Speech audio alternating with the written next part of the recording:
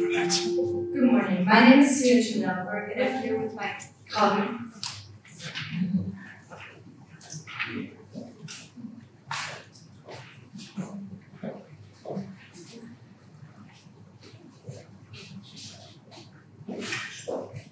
Okay.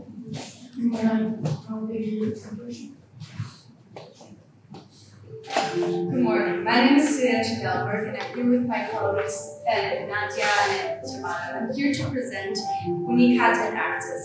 We've developed our time to these two sustainable and ambitious projects, NextGen and Transit Temple.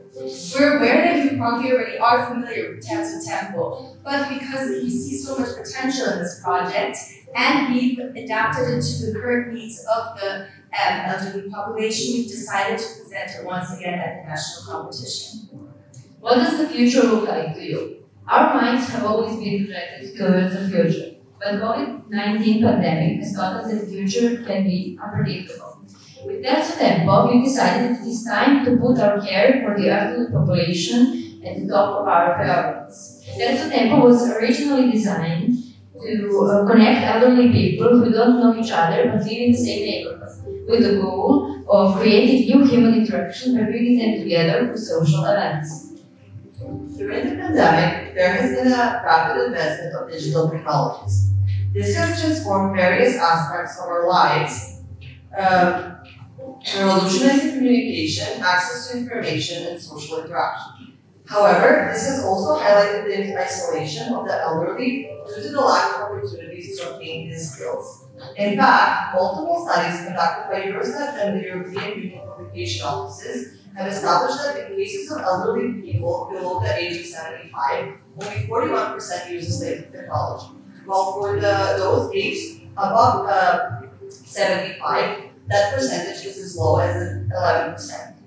Moreover, Italy is the second leading country in the world after Japan, with the largest amount of elder people, with 23% of its current population being over the age of 65. This situation has encouraged us to take action and develop our project to meet the current situation. We've thus created a WhatsApp group during the lockdown to cater to the elderly, as well as provide them with content such as social media content and recipes and songs. And we've also created a learning program that aims at teaching them about technological skills and helps them trust technology as well as see it in a positive way. So, how does the program work today after the pandemic crisis? This year, after COVID-19 has ended, we have finally been able to do in-person meetings. And we thought that the best way to reach more elderly people at once is to get in touch with Baja's retirement home managed by Gera Company. During these months, we have planned a series of educational meetings to raise awareness of today's technology and to reduce the elderly's isolation. We planned 4 in-person meetings, and during the first lesson in April, we tackled the topic of web security to see the length of their competencies. In the following lessons, we were teaching them basics on how to surf the internet. Given that elderly people usually don't want to make some big changes in that age and don't like technology and are mostly against it because it's changed our lives so much and our social interactions, we were able to show them many good sides of the internet that would help them engage more in the newest happenings in the world. The progress we made with them and the impression on the way we conducted this project is very important to the further proceedings of it, which is why we asked them directly about their thoughts on it so far. We were delighted to see many positive comments and their delightful expressions when we asked them about our lectures. It will be shown.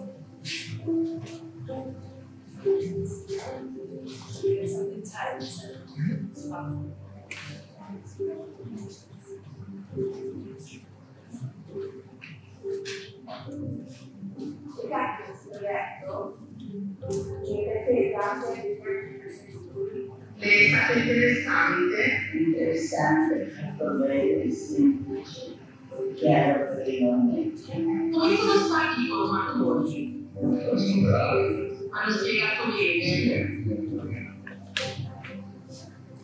We have taught our lobby participants about fake news, passwords, spam, and how to use Google. We then interview them to get their perspective about the meetings and see how we can implement their suggestions to further adjust their needs.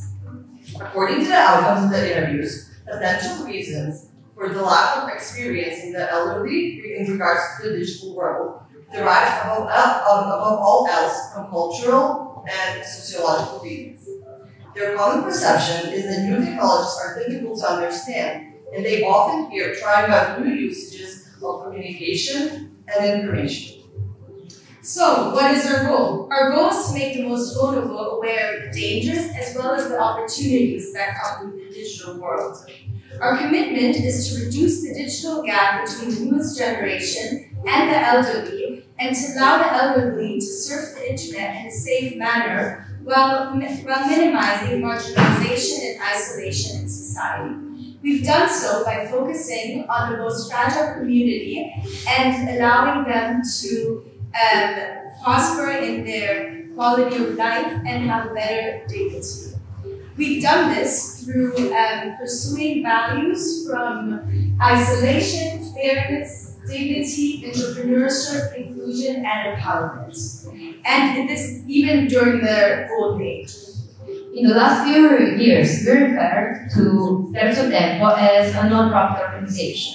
However, due to that many positive responses and the information we have spread about the importance of technology for elderly, this year we decided to think about a profitable business model. Our first idea is for elderly people to have both group and individual classes. For all the lectures, we will get paid directly from the retirement home companies we address, and of course, group lectures will be priced differently compared to the individual ones. Individual lectures will be composed of one-to-one classes and video lessons. In regards to pricing, we propose a customized payment that can vary with respect to the duration and attendance of the classes. We would like to introduce bundles of lectures that can vary in price depending on the number of lectures and the type of lectures chosen. Group lectures will last an hour with a 5-minute break in between, and afterwards there will be a small refreshment provided by the retirement home, as has been organized in our past events. We would also offer individual classes, which would have a better impact on the individual, since they allow for more devotion on an individual level. The estimated total amount of received revenues would of course be sufficient to benefit the teachers. Besides being a companion to the individual, we also offer technological assistance and are a sort of internet teacher that helps the elderly approach the digital world. So our mission is to eliminate educational disparities spread in the elderly population. We aim at promoting social, economic, and political inclusion for all, so that among all the people with different ages and different groups, the differences can be minimized. Through efficient education and awareness of technology, we can achieve a universal health coverage. Since 2019, we as Terzo Tempo members have decided to give elderly people technological skills necessary to be integrated into today's continuously digital transforming society. We are still determined to reach every lonely elderly person because no one should be left out. But this is not the only project Enactus UNICATT is committed to. Today, we are thrilled to present to you Nexture, an innovative project that tackles a common problem among young people, the overwhelming accumulation of unusable clothing, contributing to the environmental crisis our planet is facing. Our team conducted a comprehensive survey among the students of our university, resulting in more than half of the respondents expressing their struggle with finding a convenient and reliable option to dispose of their undesirable clothes. The initiative of this project aims to provide students with a convenient opportunity to clean out their wardrobes while giving their clothes and accessories a new life. Our project goes beyond recycling.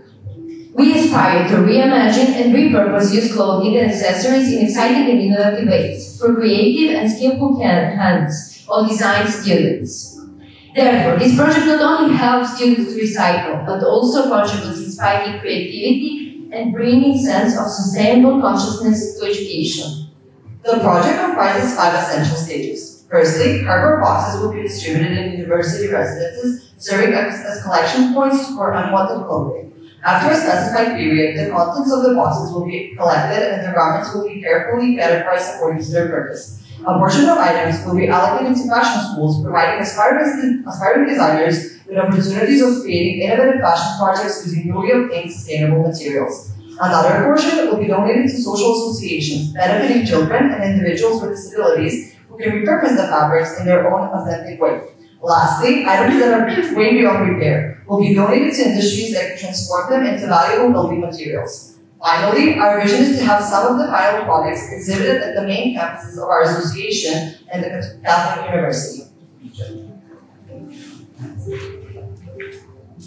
To ensure the success of our initiative, we have reached out to multiple partners and institutions, such as fashion schools, as well as associations.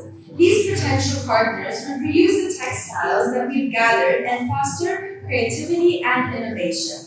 Furthermore, we aim to partner with REFO, a textile company which specializes in creating new fabrics from second-hand clothing materials.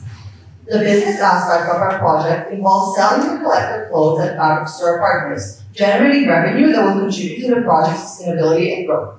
Subsequently, we will evaluate the impact of the project, taking into account factors such as the quantity of the clothes collected, student participation rates, the effective utilization of fabrics by our partners, and the revenue generated. Based on these results, we will refine our strategies and potentially expand our partnerships, extending the collection of clothes to other university residences and the main campus of University of Victoria.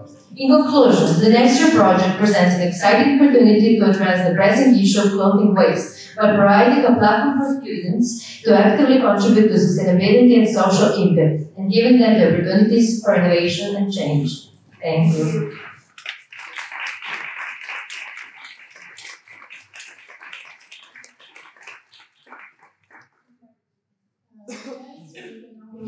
Question and answer session.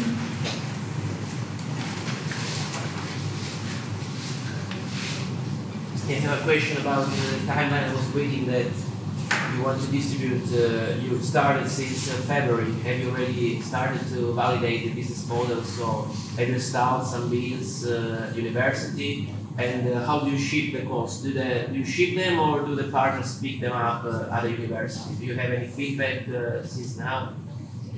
I mean, it's very important to note that this project is at the very beginning stages, so it's still at a hypothetical stage where we're reaching out to partners and haven't actually implemented any of the boxes at any of the universities. Also, we would first like to establish our relationship with the partners and with our university especially, so we can get access and the permission to actually distribute these boxes. But yes, as my colleague said, it's very new, so we're still planning on it. First of all, congratulations. I think these two projects are already in our mouth, so we listen to others who are planning this. Which do you think are your unique selling point to have success? Maybe for next year specifically, which is the new project, I think an amazing part of the project is the fact that it also emphasizes and uplifts education, because it like gives opportunity to people who are aspiring to be designers to reuse these clothes. So it also like aspires the people who are going to be doing this work in the future to pursue sustainability. And for that sustainable, we have done a benchmark of other associations that do something like that. They do something like that, but there is not really a group that go to retirement home and teach others to know more about technology in general. There are some YouTube videos or some websites that aim at the same goal, but we found a lack of link with actual elderly people that don't know really the beginning on how to access to all of these. Oh, thank you.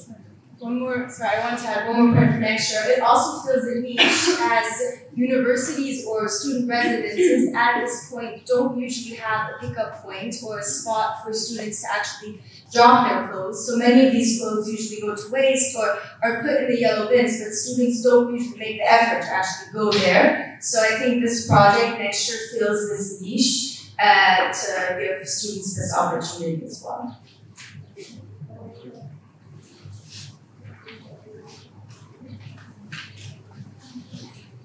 Question about the human resources involved in both projects. Are you including an employer business model, or just is just based on volunteering? So for that paper, not really. We think about a way to make employers do something of this. Also because one of the main goals of Tempo is to connect the really young generation to the elder one, so maybe employers are in between them. So we don't really think about it. But for next year? For next year, I mean, essentially we're thinking of actually implementing these boxes or the whole system at working spaces as well and at companies for employees as well to take part of this program. But right now, we are only focused on students and students volunteering to work on the initiative. So it's only on a volunteer basis at this moment.